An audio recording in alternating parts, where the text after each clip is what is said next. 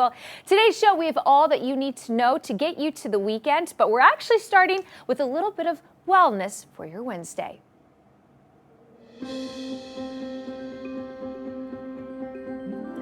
She's a St. Louis mom, a health coach, making a powerful impact in the fight against cancer. Kira Andersen is turning personal experience into advocacy, working to raise awareness and push for more research funding. She joins us today.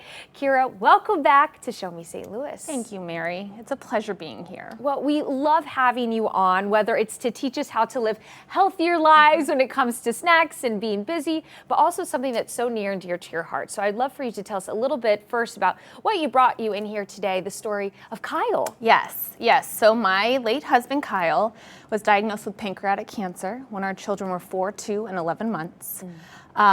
He was diagnosed very late, which oftentimes pancreatic cancer patients are diagnosed late because there are no signs often until it goes to another organ.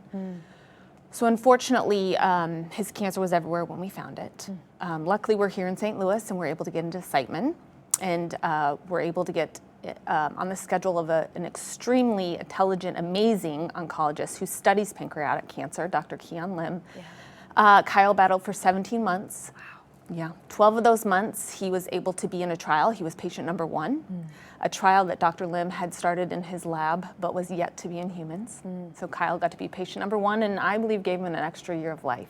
Yes, I mean, that's the beautiful part about this painful story is that extra year, that extra time. And so I would love for you to chat a little bit now, about this study. You mentioned it's really all about that early detection. Yes, it really, really is. And I believe, so cancer research funding is, there's not nearly enough. There's just not, especially in GI cancers, in particular pancreatic cancer, which is one of the worst you can get. The prognosis is often not very good because it's caught late stage. So Dr. Lim continues to research and study that. And so through my connections and his connections, we were able to get that into Kyle a couple months in. And his cancer went from extremely high, his tumor marker went from extremely high to extremely low. Essentially no evidence of disease. So what it did in the mice, it did in Kyle. And so we were able to live. My children were able to spend an extra year with their daddy. Yeah, that's beautiful. So now what you're hoping to do is to help other families get that time. So tell us a little bit about how you're raising funds. Yes, absolutely. So right away, I actually thought we were going to have to fund a phase 1 study, which is about 50 to 60 patients, which costs about $3 million. So I started a fund immediately when I learned about this study. We actually were able to get compassionate use for Kyle, so we didn't have to raise that money for Kyle to be one of those 50 to 60 patients. But we continue to raise awareness and funds for that study so that other patients could also get into the study.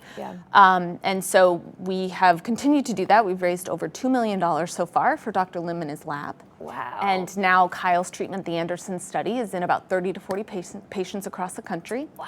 It's in pancreatic cancer patients, it's in stomach cancer patients, and now I just learned yesterday that it's in colorectal cancer patients. And it's working, Mary. It's working. Oh my gosh. I know. Praise God. I know. Beautiful. Praise God. It's amazing. So on his 3rd year anniversary, April 3rd, 2023, we launched a campaign to raise the final $3 million that I initially told Dr. Lim I would find him. He, of course, was like, "Kira, you don't need to do this. You've done enough." But I'm like, you know what? We do.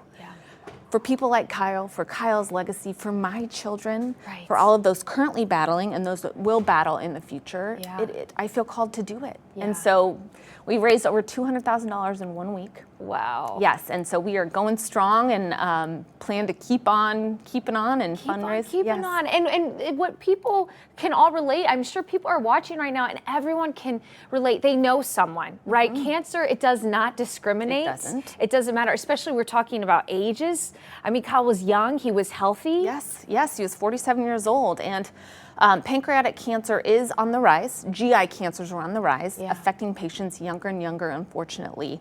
And so, again, creating awareness and being an advocate for that type of cancer is really something I feel very strongly about, and I won't stop talking about because I don't ever want anybody to go through what we have and are going through. Yeah, well, Kira, you are just such an inspiration thank you, and Mary. just such a wonderful friend. And just having you come in here and sharing this mission with us, it really is such a gift. So thank you for being here today. Now, you. when it comes to the funding and the raising money, there's not a time limit on this, right? We're just funding.